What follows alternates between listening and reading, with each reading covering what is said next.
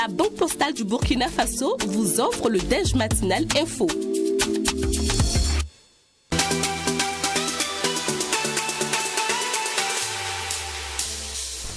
Nous sommes lundi et Abdul Karim Bandé, le directeur général du cabinet Salomon Conseil, est notre invité du jour. Avec lui, nous parlons aujourd'hui de l'actionnariat et de l'entrepreneuriat, la nécessité de confiance. Bonjour et bienvenue sur le Déj Info. Bonjour. Déjà, les téléspectateurs auditeurs se posent certainement la question, qu'est-ce qui justifie un tel thème aujourd'hui? D'accord. Il faut dire que le thème, déjà bonjour à nos téléspectateurs et nos auditeurs. C'est encore un plaisir pour moi d'être là sur ce plateau, de pouvoir partager des sujets qui me passionnent.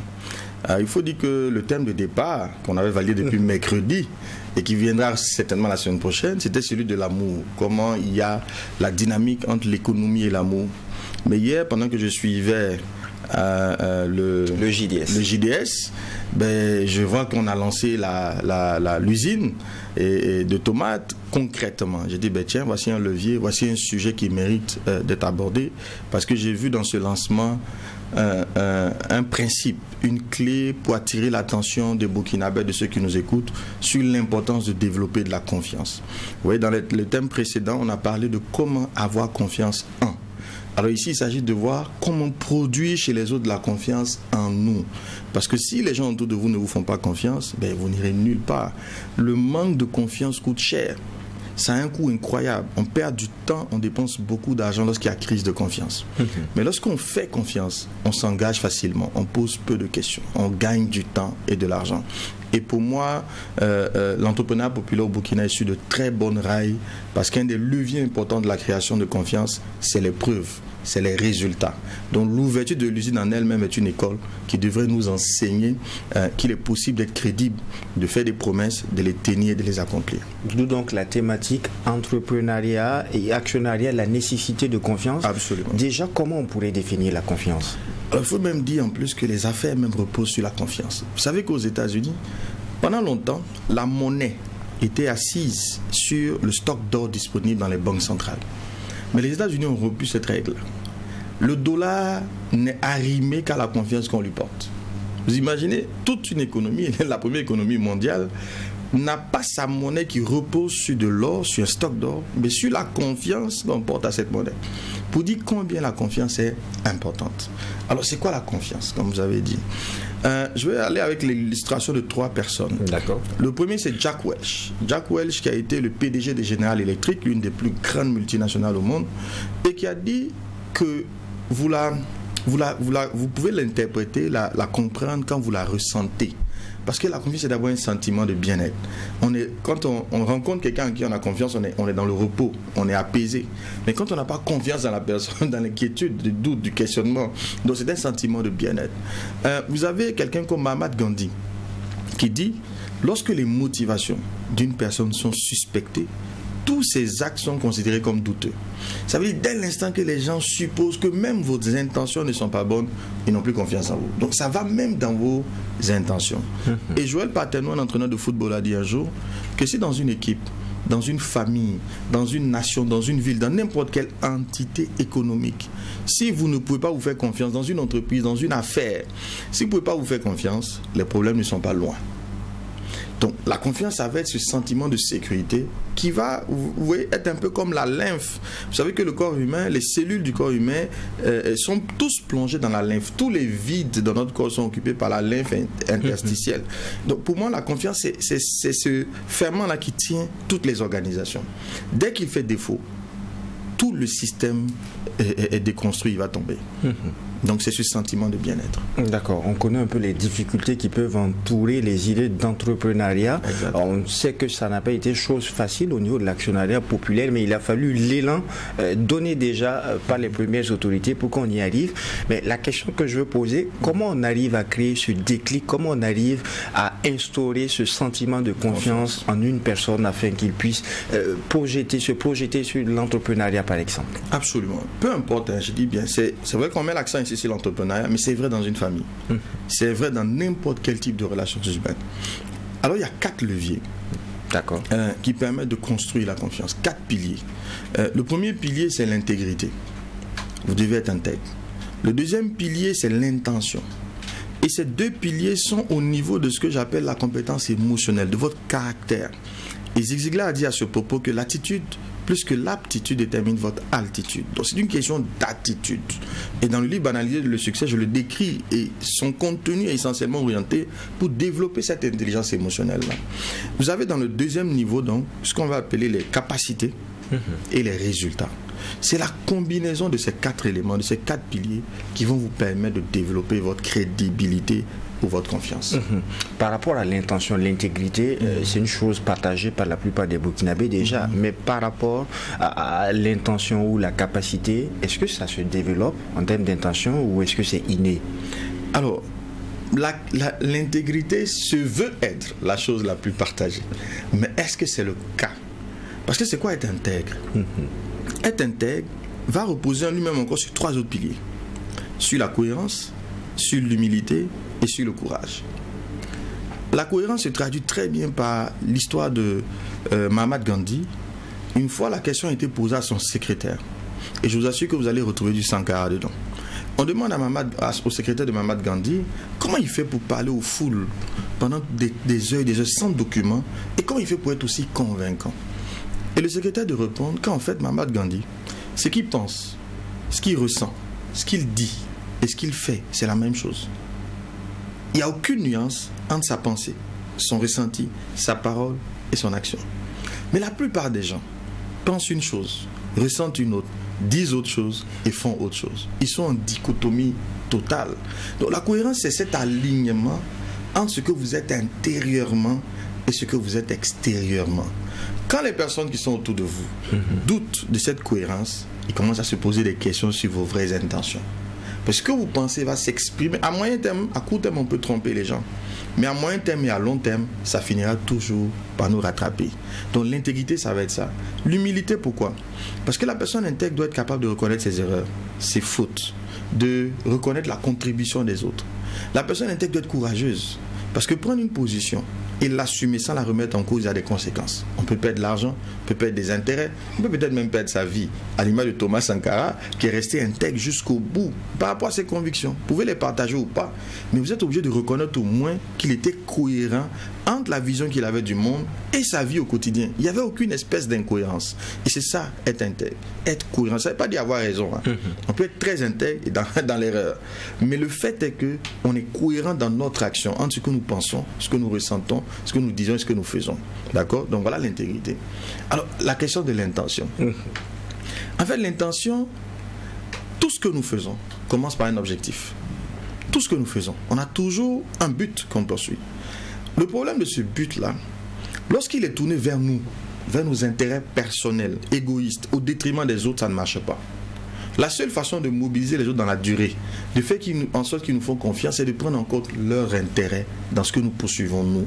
C'est de créer une sorte d'ambition gagnant-gagnant. Mais là, le projet, il est d'abord personnel.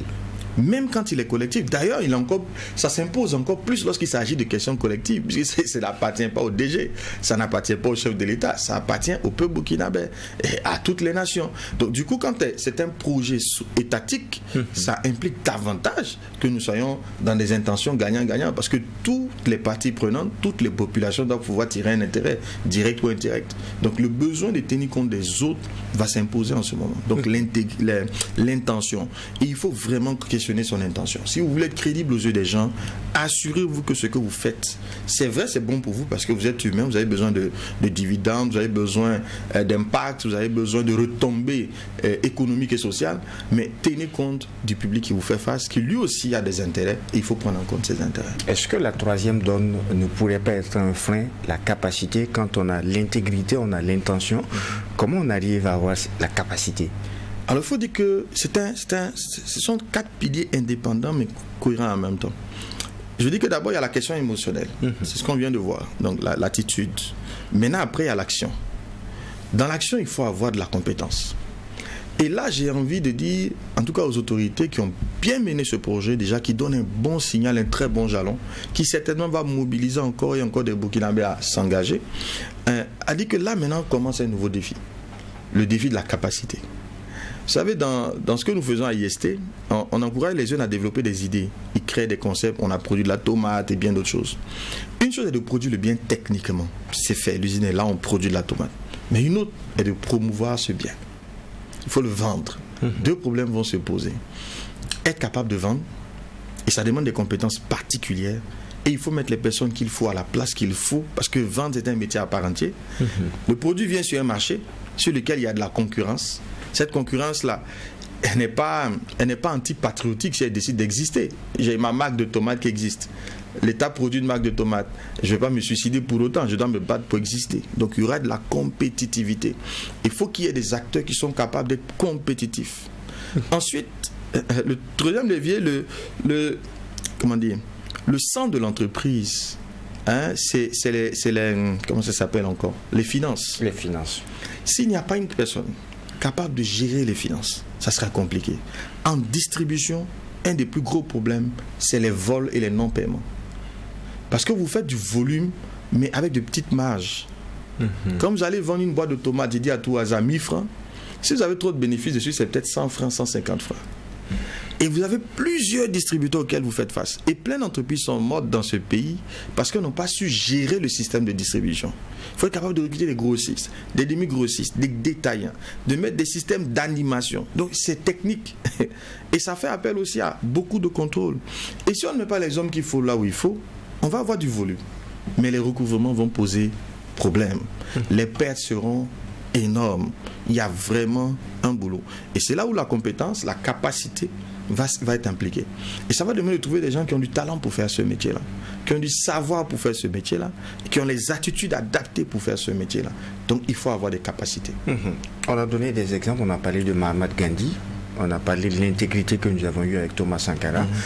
Quand on regarde, et pour ceux qui nous suivent et qui nous écoutent, qui ont envie de prendre un peu en termes d'exemplarité, comment est-ce qu'on arrive à dompter l'intégrité qui est en soi?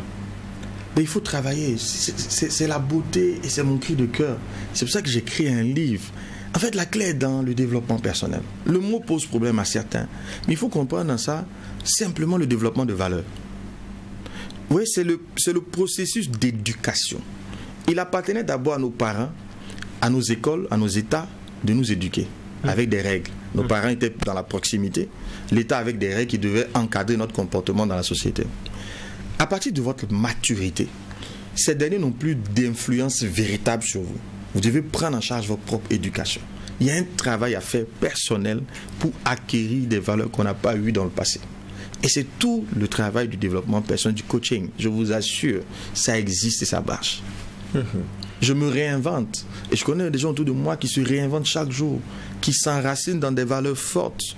Oui, il y a un processus pour le faire. Et je vous dis que j'ai tout mis dans le livre. Je vous promets. Après, les gens n'ont pas la capacité par eux-mêmes de le faire. Il faut qu'ils soient accompagnés par un moment. Pour certains, d'autres peuvent le faire par eux-mêmes avec les exercices qui sont déjà décrits. Et certains ont besoin d'accompagnement. Et j'ai beaucoup de témoignages de gens qui, parce qu'ils commencent à pratiquer ces principes, voient les résultats dans leur vie au quotidien. Oui, on peut doper son intégrité. Alors, pour y parvenir aussi en termes d'entrepreneuriat et aussi, comme le dit notre thématique d'actionnariat, il y a l'intention dont vous avez parlé. C'est quoi exactement l'intention? Est-ce qu'on pourrait insister là-dessus? Alors, on a déjà décrit, mais peut-être la question sur laquelle on peut insister, c'est le comment. Il y a peut-être des exemples qui pourraient nous permettre de comprendre. Ok, je donne quelques exemples. Prenons les directeurs d'entreprise. Beaucoup de dirigeants sont accusés. Parfois, justement, malheureusement beaucoup, et très souvent à tort quand même, de ne penser qu'à gagner de l'argent. Vous voyez? Parce qu'on va le mettre, et je suis d'accord dans certains cas. On risque de repartir à l'autre émission, mais quand on crée son entreprise, c'est aussi pour avoir. Non, absolument. Mais attendez, vous allez voir. Le gars, il commence l'entreprise, il a une moto, il a un employé qui a un vélo. Et Dieu merci, l'entreprise se développe avec ce seul employé, ils sont ensemble. À un moment donné, il a une voiture, mais l'employé a toujours un vélo. Il a 2 voitures, l'employé a toujours un vélo. Sa femme a une voiture, ses enfants ont des voitures, il a une grosse maison, mais son employé est toujours à vélo, il vit dans les mêmes conditions. Cet employé, ce patron-là, il n'a pas de bonnes intentions. Il est focalisé que sur son propre intérêt. Il n'y a pas de raison que le développement de l'entreprise ne profite pas aux autres. Il faut que le bien-être de tes collaborateurs fasse partie de tes objectifs. Si tu n'es focalisé que sur tes intérêts uniquement, ouais, l'intention, on le voit après. Mais le fait est que dans le discours, parce que manager, diriger, entreprendre, c'est des promesses qu'on fait. On commence un projet, c'est une promesse. Ouais, on avait promis que si vous contribuez, on va ouvrir une usine. Une partie de la promesse est tenue. L'usine est ouverte. Donc c'est une promesse. Mais il faut que cette promesse que vous fassiez là, il y a le discours que vous tenez et à ce que vous pensez réellement. Il faut veiller à ce que tu penses réellement soit de type gagnant-gagnant, que tu ne sois pas le seul gagnant de l'affaire. En ce moment, comment on arrive à affiner son intention? C'est très simple. La méthode Toyota vous dit de vous poser des questions. Il y a 5 questions. Quelle est cette méthode Toyota? Je dis, par exemple, je veux créer une entreprise. Je vais me demander pourquoi je vais la créer. Ok, je vais la créer pour gagner de l'argent. Pourquoi je vais gagner de l'argent? Donc, jusqu'à ce que j'arrive au dernier pourquoi. Et à chaque pourquoi, quand je pose la question, je dois m'assurer, est-ce que dans mes réponses, je prends l'intérêt des autres? Je vous assure que si vous ne prenez pas l'intérêt... Les autres, c'est qui? Ce sont vos collaborateurs. Les autres, c'est qui? Ce sont vos clients. Les autres, c'est qui? Ce sont vos fournisseurs. Parce qu'eux aussi ont besoin d'exister. J'étais à une soutenance ce week-end-là. Et puis, un de mes enseignants, qui avait l'occasion de me rencontrer, me dit, ah, lui, il me cherchait depuis et tout. Et puis, dans l'échange, il me dit, mais monsieur Banou, vous devez augmenter nos honoraires. C'est légitime qu'il veuille être payé plus. Mais je prends le temps de lui expliquer pourquoi je ne peux pas le payer plus maintenant. Et il est convaincu. Mais je lui dis qu'au moment où je sais que je ne peux pas te payer plus, pour le moment, je travaille à mettre d'autres mécanismes pour ton bien-être. On est en train d'installer une salle des profs. Parce qu'il faut bien que le cadre de travail s'améliore. On réfléchit à comment les accompagner autrement. On met des petits mécanismes. Parce qu'il n'y a pas que nous. Si notre développement n'impacte pas le développement des parties prenantes, il y aura un problème. Il faut payer aussi les impôts. Pour une entreprise, ça fait partie de nos responsabilités. Il faut contribuer, il faut avoir un impact social. Ça fait partie. Il faut penser au tout. Et au Burkina, malheureusement, je profite de lancer cet appel à nos entreprises. Nous sommes très peu engagés dans le social. Très peu engagés. Généralement, ce sont les multinationales qui ont tendance à avoir des actions vraiment sociales qui ne sont pas de type à gagner directement de l'argent. Nos entreprises locales n'ont pas ce réflexe et ça, c'est un appel. Plus on ira dans cette logique aussi de RSE, mieux on sera perçu. C'est vrai que les temps sont difficiles, mais on peut trouver des leviers, des petits leviers pour apporter nos contributions. On a décrypté l'intention. Au niveau des capacités, comment on arrive à les renforcer également? Là, il faut apprendre. Il faut apprendre, il faut se former. Je vous dis, je viens de boucler en décembre là, mon certificat d'administrateur indépendant de société. Je vais démarrer, Dieu voulant, un MBA. Si je vous lise tout ce que je fais, moi-même je suis étonné par moment de me rendre compte que j'apprends tout le temps. Mais si tu arrêtes d'apprendre, tu es mort. Chaque niveau dans lequel tu dois rentrer fait appel à des compétences nouvelles. Il faut apprendre. Il faut apprendre à manager. Mon défi aujourd'hui, c'est d'apprendre à gouverner. C'est différent de manager. J'ai managé pendant des années. Je me rends compte que si je continue à manager, je vais devenir inefficace. Mon activité est telle que le management n'est plus suffisant. Je dois rentrer dans une logique de gouvernance. Aujourd'hui, j'apprends à gouverner. Après, j'aurai besoin d'apprendre autre chose. Donc, on ne peut pas s'arrêter d'apprendre. Quand on a une incompétence, il faut la reconnaître. Il faut se diagnostiquer objectivement. Je ne sais pas faire ça. C'est pas parce que vous ne savez pas le faire aujourd'hui que vous ne serez pas capable de le faire demain. Pour le faire demain, il faut reconnaître que vous ne savez pas et il faut apprendre. Il faut développer ses capacités. Intégrité, intention, capacité, on en vient à un résultat. C'est ça. C'est quoi ce résultat? Sans les résultats, c'est la promesse. Je vous dis que toute l'activité économique commence par des promesses. Quand vous signez un contrat de travail, c'est une promesse qu'on vous fait de vous verser un salaire chaque mois, de mettre à votre disposition un ensemble de moyens pour que vous soyez productif. Vous aussi, vous faites une promesse de résultat. C'est une promesse. L'activité se met dans le futur. C'est pas dans le présent. Maintenant, on vous attend. Le résultat, c'est l'élément qui va nous permettre de dire vous avez respecté votre part du contrat. Déjà parlant de l'actionnariat populaire, le résultat, est-ce qu'on pourrait dire que l'inauguration de l'usine... Non, c'est un résultat concret. D'accord. Mais vraiment, il faut être de mauvaise foi pour ne pas l'admettre. C'est un résultat concret. L'usine existe, elle est créée. C'est un jalon. C'est pas fini. Et le premier résultat, c'est qu'on ne peut pas s'auto-satisfaire.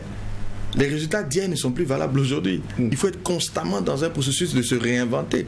Et c'est tout le sens de l'entreprise, c'est la productivité. C'est quoi? Dans Banaliser le succès, j'explique la nuance entre l'efficacité, l'efficience et la performance. Et l'efficacité, c'est le résultat. Okay? L'efficience, c'est le résultat avec le maximum de profit possible, le moins de ressources engagées. Mais la performance, c'est ce que l'entreprise recherche en réalité. C'est une efficience permanente. Il faut que de période en période, on s'améliore. C'est dans ça qu'on nous fait confiance. Si vous avez été très bon hier et puis vous devenez moyen ou faible, mais on s'en fout. Hier, c'est passé. Ça, c'est pour les historiens en griffe. Ce qui nous intéresse, c'est le présent et encore plus le futur. Et donc, il faut nous montrer des résultats pour que la confiance grandisse. Une grosse étape dans le cadre de l'actionnariat populaire a été atteinte. Maintenant, il faut vendre, il faut dégager du cash flow, il faut reverser aux actionnaires des dividendes et qui va encore les encourager à continuer à investir. Abdul Karim Bandé, je me permets de poser une question. J'espère que vous ne m'en voudrez pas après, puisqu'on parle de l'actionnaire populaire. Est-ce que vous-même, vous avez souscrit?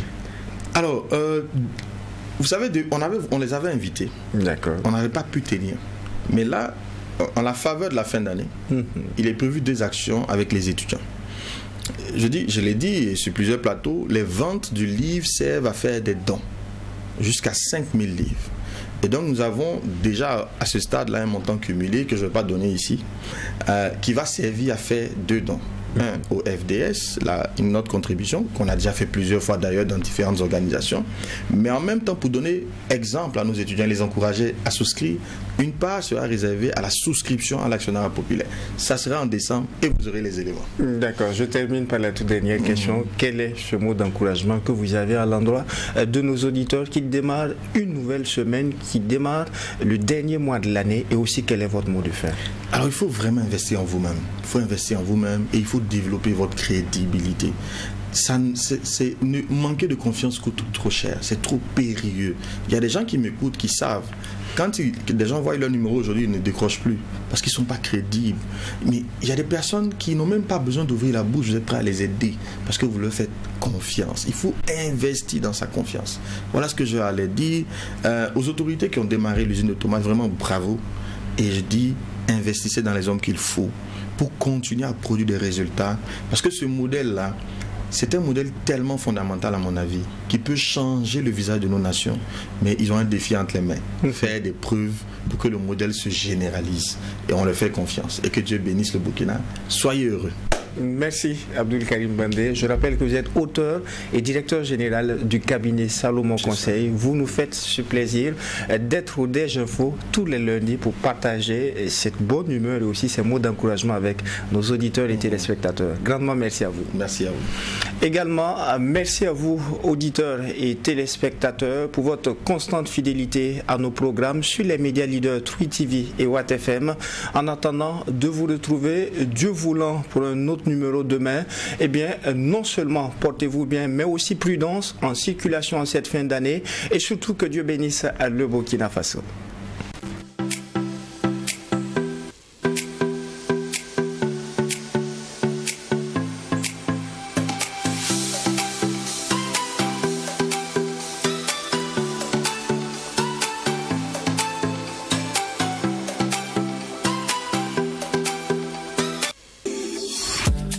La Banque Postale du Burkina Faso vous a offert le Déj Matinal Info.